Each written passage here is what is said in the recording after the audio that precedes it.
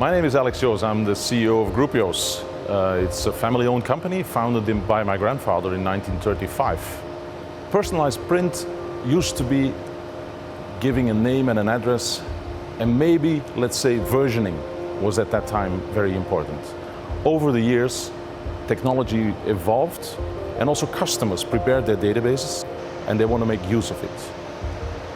Typical customers for us are still marketeers that use direct mail to attract customers to sell their products and services. Agencies are often in between of that, and so everything begins for us with the briefing we get from the agency or from the end customer. Also in that stage, we try to give our input to our customers to say what they can do, because it's unlimited. We work together with a large retailer to develop a coupon book where, let's say, we do not offer the same coupon or the same value or the same points to every customer, but we can personalize it using the data that is generated daily in their shops by the end customer. Personalization is only one way to work with this technology.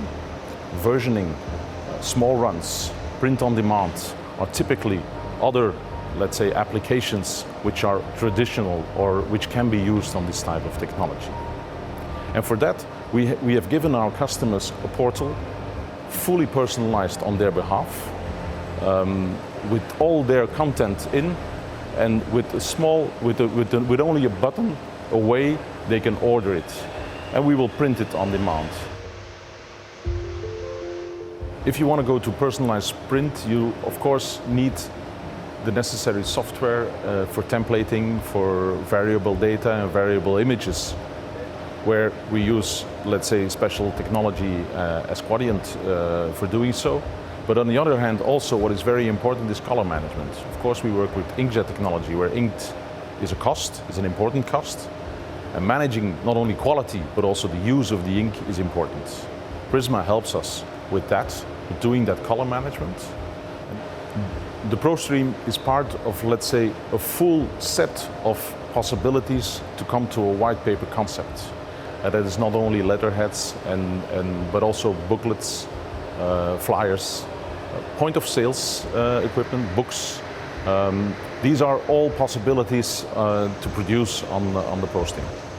Where before there could be some discussion and that other technologies were better, offset or others, I think we come to a point that quality really is not an issue anymore.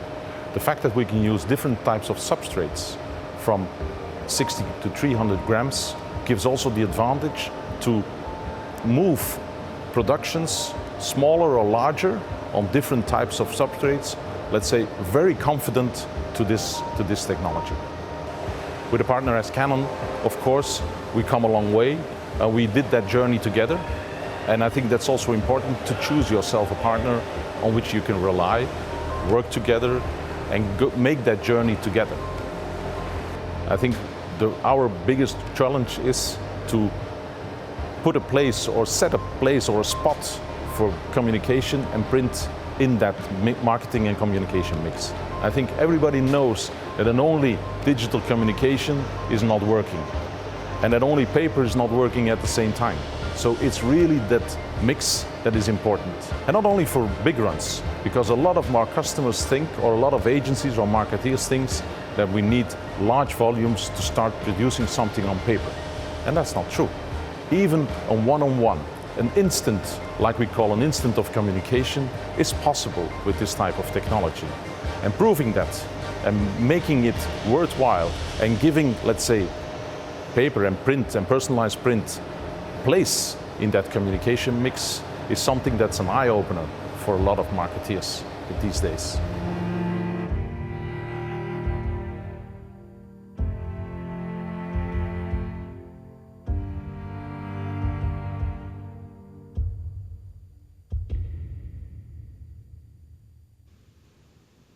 And I'm delighted to say that I'm joined this afternoon by Alex Joos. Good afternoon, Alex. Good afternoon. How are you doing?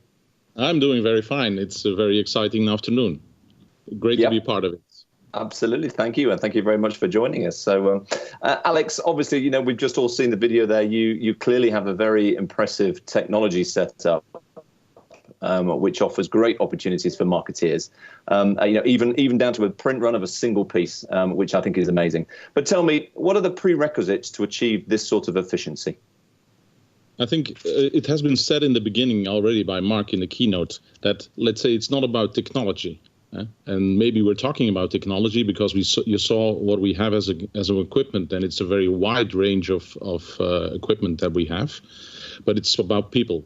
And I think that's one of the most important prerequisites that we have, meaning that we come a long way. We are 25 years already working with digital printing and digital color printing.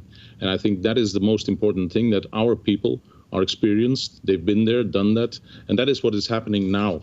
And that is making it all work. Of course, on the other hand, you need the technology. The technology is, let's say, the basis, the platform, the workflow where we have. But that can all be solved now, and it is solved, let's say. And I think, therefore, I would stress on really make sure that you have the right people, that they have their experience, and they can use it, and that's very important. It's one of the problems and a reoccurring theme, Alex, that I think we've heard for a while now, that many marketeers are not aware of the possibilities that digital print can deliver. Where do you think that challenge lies? Is it an awareness of the possibilities, or simply the practical implementation of it? I think awareness is, I think, the key.